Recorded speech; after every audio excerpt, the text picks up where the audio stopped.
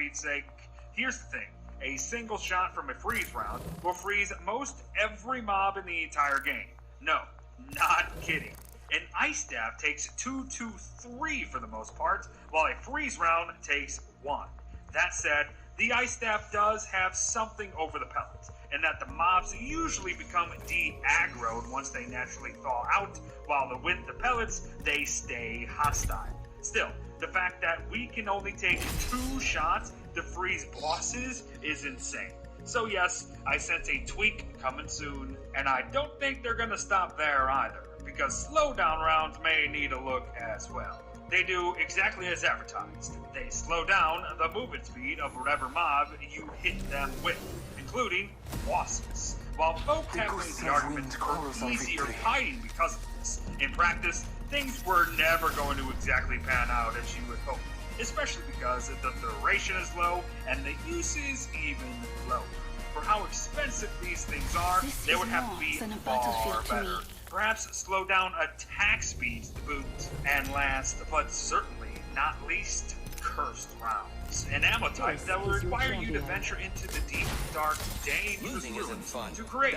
And you guessed it, each craft means 10 pellets, which in this particular case is unbelievably efficient. Cursed rounds deal 51 damage, the exact same as marble pellets. However, they also have a chance to spawn shadow tentacles to aid in combat, similar to the Thule Sight's club. These tentacles deal an additional 34 damage if they hit. But here is the thing. Unless you are fighting slow or stationary mobs, you aren't exactly going to get the most out of these ancient rounds. So thank goodness for one of Walter's perks, a perk that makes it so the slingshot, and thus Walter, will not draw aggro if what you are fighting is already targeting something else, including just other mobs, and not just other players. This perk is what allows for proper use of ammo types like the cursed rounds, and also keeps you very safe from danger as you just health away and not potentially mess up your teammate's fighting pattern along the way, which is just an added bonus, and it's all lovely stuff. But speaking of perks, let's wrap up today by covering the rest of them. Like the one that makes Walter the bloody sanity god of Don't Starve together. In short, Walter takes no sanity loss from anything beyond death. We'll talk about here soon, meaning that darkness has no effect, and thus the K's on top of that. Tier bombs and insanity order is optional. Sword and tight armor equipped with 0 penalties. So my goodness, this is even more broken than I imagined it would be. So how then does the damage insanity thing actually work? Well, it appears quite simple. Any damage taken is multiplied by 2, and the resulting total is how much sanity you will lose when taking damage. For example, picking cactus without armor means 6 damage to your health. 6 damage to our health as Walter equates to 12 sanity damage on top of that. Easy maths is always good.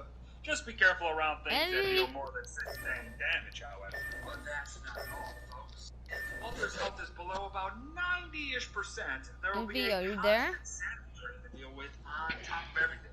At first, things are pretty darn slow.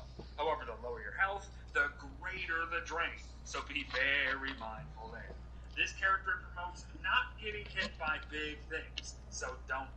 But the last minute downside, Walter cannot gain sanity from any clothing whatsoever. So things like tam o' shanters, garlands, top hats, etc. are now done. Guys, but this feels so shoot into my opinion. However, did Envy fall asleep? Did Envy fall asleep still provide sanity, so you know what, I'm just gonna say it. This mechanic is totally not needed. It feels completely pointless. However, one last sanity specific thing. Because we just started the game and then she's not moving right now and I'm dead. Sanity loss from damage, half of it to be exact. Put simply, if you take 6 damage to your health, you will lose 6 sanity to match it. So even Stevens, as they say. Oh, and they are craftable too, I believe, on top of you just spawning in with 1. So moving on to arguably more shoo-ins, even though they really shouldn't be. The tent roll. Wow. The tent roll is a portable tent that functions the exact same as a normal tent in terms of sleeping mechanics and stat regens, only it has more uses and is again portable.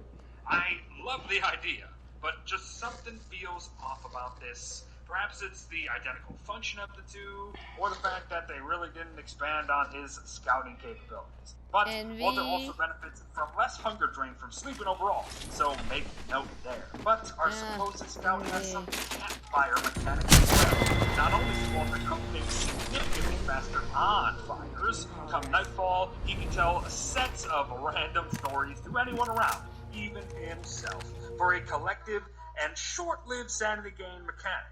I don't want to spoil the stories, so moving on, but this is kind of neat, I guess. However, here's maybe another wasted opportunity. Not in the mechanic itself, just in context again to him being a scout. Walter gains sanity near bundles of trees, which is a connection to his love of the outdoors, yes,